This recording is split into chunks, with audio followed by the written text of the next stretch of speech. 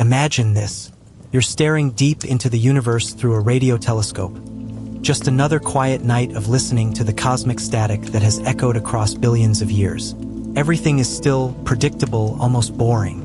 Stars hum softly, galaxies drift, and the universe behaves exactly as physics says it should. And then, without warning, something blinks. Not once, not randomly, but in a perfect rhythm, like a heartbeat echoing across space. A pulse, a second pulse. 21 minutes later, another pulse. Not fast, not chaotic, not the kind of signature any known star produces. It wasn't the desperate flicker of a dying sun, nor the chaotic burst of a pulsar spinning 1,000 times per second. This was controlled, measured, precise, as if someone or something was turning a cosmic switch on and off on schedule. And here's the part that shook astronomers. This strange blinking came from a region of the galaxy so far and so empty that nothing there should even exist. No planets, no black holes, not even small dying stars. Just cold, endless darkness. Yet within that nothingness, something was blinking. And then, one night, it simply stopped. No explosion, no fading, no collapse. Just silence, like a lighthouse that had suddenly turned off. This is the mystery of GPMJ 1839-10, a phenomenon so bizarre that NASA scientists admitted, we might be looking at a completely new kind of object, or something we don't yet have the physics to understand. Tonight, on Lurix, we're not just going to explore the blinking star that shouldn't exist. We're going to investigate the possibility that this star wasn't a star at all, but a beacon, a transmitter, a kind of cosmic broadcast that behaved like a message, and then vanished. This is part of the full investigation. The night the impossible was detected, the story begins in Western Australia, at the Murchison Wide Field Array, one of Earth's most sensitive radio telescopes. It's designed to pick up radio waves from deep space, many of which were emitted long before Earth even existed. On a routine observation run, the array detected something faint, but strange. A signal, a clean, sharp spike of energy that shouldn't have been there. At first, the technicians thought it was interference, maybe an aircraft passing overhead or a communication satellite. But then the second pulse came, and then the third, and then the fourth. Each pulse was exactly 21 minutes and 4 seconds apart. Not 21 minutes one moment and 23 the next. Not slightly drifting, not random, perfect cosmic metronome. Astronomers knew one thing instantly. Nothing in the known universe blinks that slowly. Pulsars blink in milliseconds. Magnetars blink in seconds. Stars flicker irregularly over days, weeks, or years. But nothing, absolutely nothing, blinks every 21 minutes with that kind of precision. This wasn't just weird. It was impossible. The signal matched an unknown class of star over the next 48 hours. Astronomers monitored the source continuously, and what they found made even veteran astrophysicists uneasy. The object wasn't bright. It wasn't massive. It wasn't spinning fast like a neutron star should. Yet the energy bursts were enormous, far too powerful for a small, slow-spinning object. To put it simply, if this was a star, it should have torn itself apart. But it didn't. It just blinked calmly, rhythmically, as if intentionally. Researchers ran simulations. They compared it to thousands of known cosmic objects. Nothing matched. But then came the strangest part. One of the scientists noticed that the signal wasn't just blinking. It had a decay curve, a slow rise and fall of energy that looked designed, not natural. In other words, it looked like a transmission, a cosmic broadcast. The universe had just whispered something, and we didn't know how to interpret it. The location made no sense. The blinking source wasn't near a star cluster or a galaxy core. It wasn't near a black hole or a region where exotic objects typically form. It was isolated, alone, floating in a dead patch of the Milky Way. This made things even more mysterious. Stars don't form alone. They don't survive alone. And they definitely don't behave like lighthouses blinking every 21 minutes in empty space. The question scientists began whispering was simple. If this isn't a natural object, then what is it doing out there? A beacon in the dark. When most people hear alien signals, they think of patterns or coded messages. But astronomers know better. If a civilization wanted to get attention, they wouldn't send a language or a song. They would send something much simpler, something universal, a beacon, a repeating pulse that can travel across galaxies with minimal energy loss. Pulse like 21 minutes. The interval is long enough to conserve unimaginable amounts of energy, but short enough to be noticed by telescopes. To some researchers, the coincidence was too perfect, but publicly they kept quiet. No one wants to be the scientist who cried aliens. Instead, they labeled the object a periodic transient, a term that technically means, we don't know what this is, but it repeats. Behind closed doors, though, the discussion was heating up, because the pulses weren't fading, they weren't drifting, and the source was terrifyingly stable. Objects in space decay, they fluctuate, they deform, but this signal, it behaved like it was controlled, like someone somewhere had set it on a timer. The energy made no physical sense at this point. Astronomers calculated the energy output of each pulse.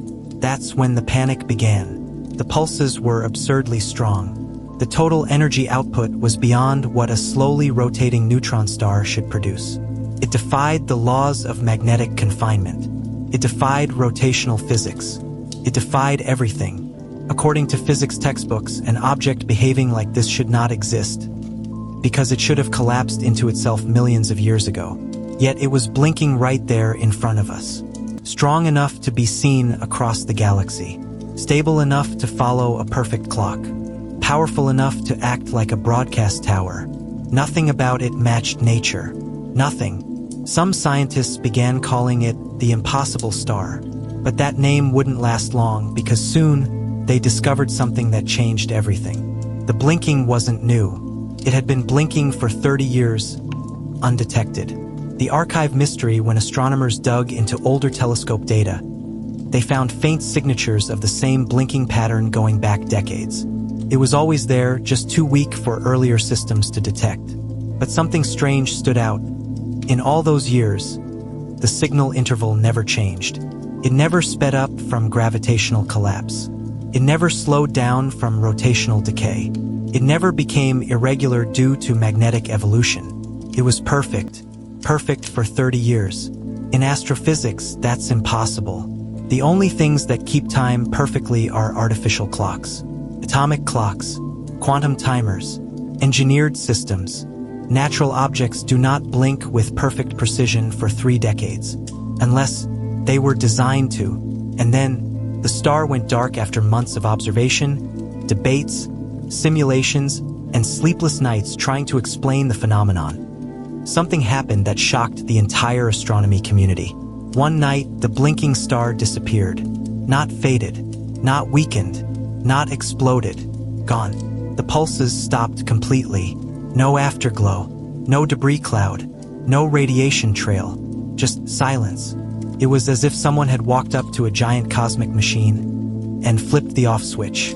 Astronomers scrambled to check for glitches, software errors, weather interference, anything that could explain the sudden absence.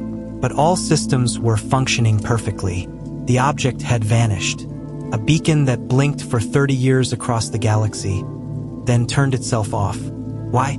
Was it finished broadcasting? Was the system shutting down? Or had we simply detected the tail end of something massive, ancient, and unfathomably advanced?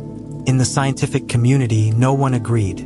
But one thing was certain. They were no longer confident this was a natural object. And that's where this part ends. At the moment where the beacon went dark and the real investigation began. When the blinking finally stopped and the mysterious object fell silent, astronomers around the world felt a chill that they rarely admit to experiencing, because for a brief moment the universe had behaved as though it were trying to communicate, and then, as if realizing it had been noticed, it simply shut its mouth. The silence that followed was not peaceful. It was heavy, oppressive, and almost intentional, and in science, silence can be more terrifying than noise, because nature rarely maintains quiet for long. Stars explode, black holes emit radiation, galaxies collide, and planets spin, roar, and melt. The universe is never truly quiet, and when something stops emitting energy with absolute precision, something that had been pulsing for 30 years and then switched off like a machine, you are forced to ask questions that sound almost forbidden. Did it stop because it had ended or because it had completed its purpose? Scientists began to dissect every microsecond of recorded data, desperate to find an explanation for what they had just witnessed. And the first thing they examined was the shape of the pulses. In astrophysics, the shape of a pulse is like a fingerprint. It reveals everything about the nature of its source, and what they discovered was unsettling.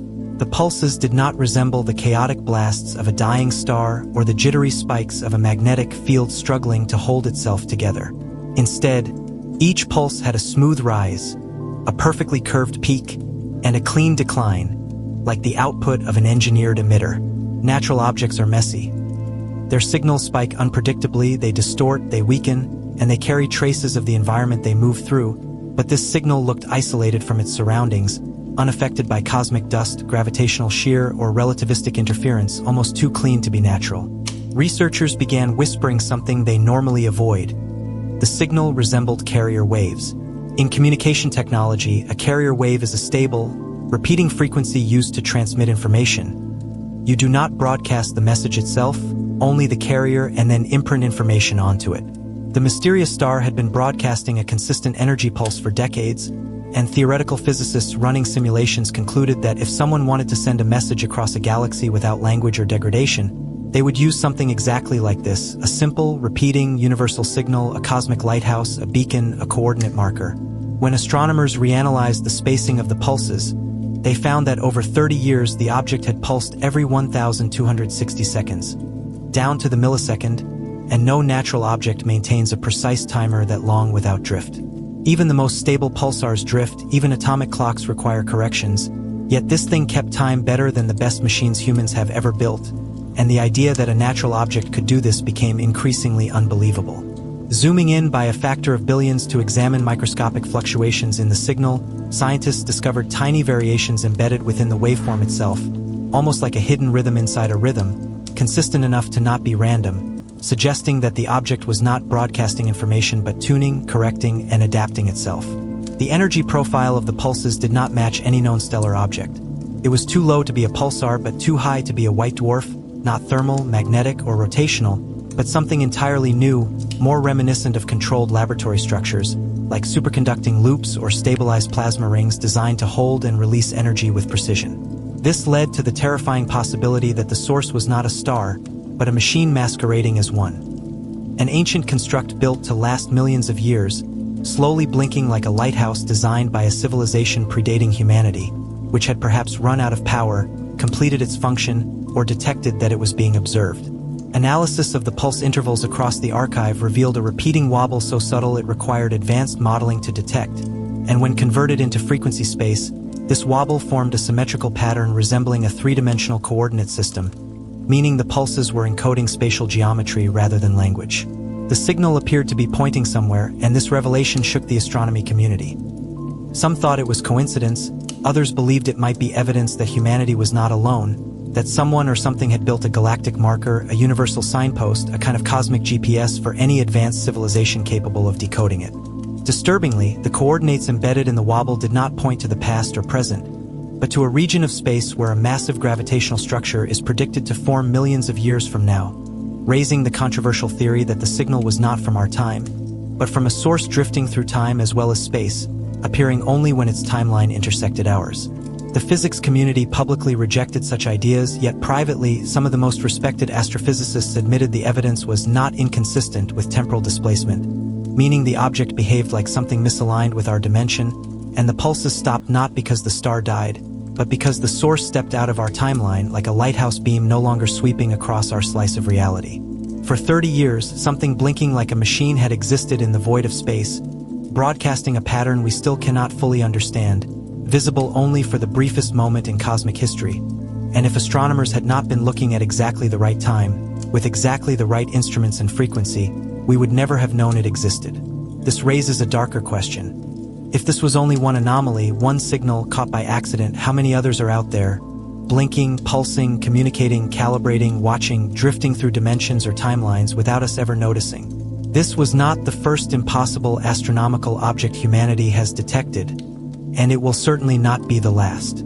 The first light of dawn spilled across the ridge like molten gold, illuminating every jagged rock and twisted tree, stretching long shadows over the dusty homestead that seemed to creep and shift as though alive.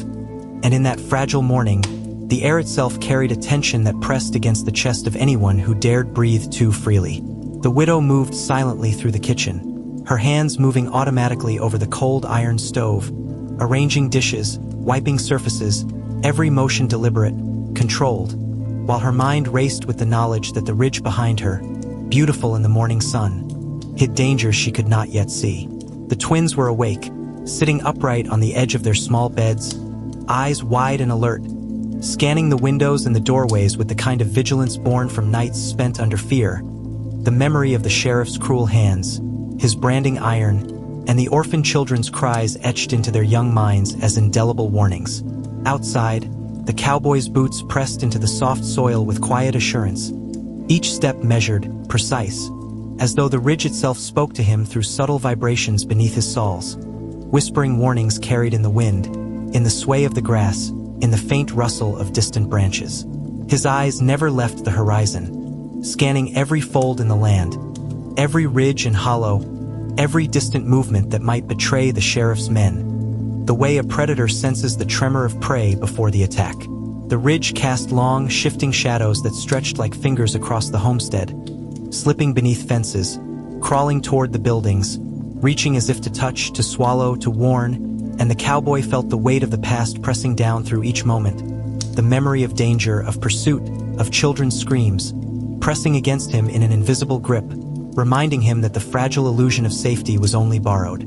The twins flanked him silently, moving like shadows themselves, their small hands gripping worn wooden tools as if they were weapons, their eyes locked on the horizon, learning, absorbing, anticipating, bodies coiled in readiness. And the widow glanced at them from the doorway, tension taut in her shoulders, knowing that any sound, any movement could betray them, could invite disaster across the ridge in an instant. She breathed slowly, deliberately, trying to anchor herself, her mind cataloging the subtle shifts of light and shadow, the small sounds of life in the valley below, the soft rustle of wings, the faint crunch of earth under some unseen animal, anything that might signal approach. And the ridge, as if aware of their presence, seemed to shift subtly, shadows bending, light refracting in patterns that suggested danger, playing tricks on the eyes, turning familiar contours into threats, making the familiar alien. And in that quiet, the cowboy realized that survival depended not on brute strength alone but on perception, on reading the language of wind, shadow, and light, and on anticipating threats that had not yet arrived. The morning stretched on, each passing minute laden with tension. The ridge's shadows grew and shifted with the sun, elongating, twisting, forming deceptive pockets of darkness. And the cowboy's gaze never wavered, cataloging every fold in the land, every possible ambush point. The twins mirrored him, every movement calculated, their small bodies tense and ready, absorbing lessons of fear, patience, and anticipation without a word, while the widow moved quietly among them, adjusting positions, keeping herself between the children and the unseen dangers, her own heart pounding as she sensed threats that could strike at any moment. The wind carried soft, almost imperceptible noises from distant ridges. The scrape of leather, a faint hoofstep, a branch cracking, subtle signals that made the muscles of the cowboy, the widow, and the children coil with instinctive alertness. Each sound became amplified in their minds, measured, analyzed, mapped against the terrain and the time it would take for any approaching figure to cross the ridge to them. Time seemed to stretch, the ridge's shadows crawling across the valley like living things, and with every passing moment, tension coiled tighter, each breath deliberate, each heartbeat measured against the rhythms of the land. The cowboy felt the brand on his wrist throb almost in sympathy with his rising fear, a reminder that freedom was fleeting, that the sheriff's reach extended farther than any physical eye could see. The twins' eyes followed his motions with silent precision, small bodies moving in perfect synchrony, ready to act on instinct, while the widow, though silent, felt the weight of responsibility pressing against her chest, knowing that her presence was the final barrier between safety and the abyss. Then, a sound, faint, deliberate, carried on the wind from far beyond the nearest ridge, a scrape of leather, a subtle shift in the rhythm of the earth that announced an approaching presence. The cowboy froze, muscles coiling, every nerve alert, and the twins mirrored him instantly. The widow's hand tightened around the edge of the table, eyes scanning the horizon for movement. The ridge itself seemed to respond, shadows stretching unnaturally, bending toward the homestead, as if aware of the impending arrival, and the cowboy realized with chilling certainty that this morning's borrowed peace would not last, that the threat, patient and calculating, was closing in. He ran silent calculations through his mind, estimating distances, speed, and the approach of unseen enemies, cataloging the safest positions for the twins and the widow, every movement and step rehearsed and measured.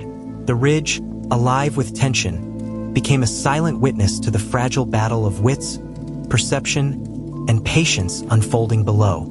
The sun rose higher, and the shadows continued to shift, the ridge appearing almost alive in its undulations, deceptive hollows forming traps for the unwary. Every ridge, every tree, every fold in the landscape could conceal an enemy, and yet, for a moment, the beauty of the golden morning seemed to defy the danger, highlighting the contrast between serenity and menace. The cowboy's gaze swept the horizon endlessly, his body poised to act instantly, while the twins and the widow mirrored his vigilance, each movement silent, precise, necessary. And in that delicate balance of light and shadow, safety and threat, the ridge held them in its grip, a constant reminder that even in the quietest moments, danger could strike without warning, that shadows could conceal more than darkness. They could conceal intent, cruelty, and the inevitability of confrontation that would eventually arrive, relentless, inescapable, and all-consuming.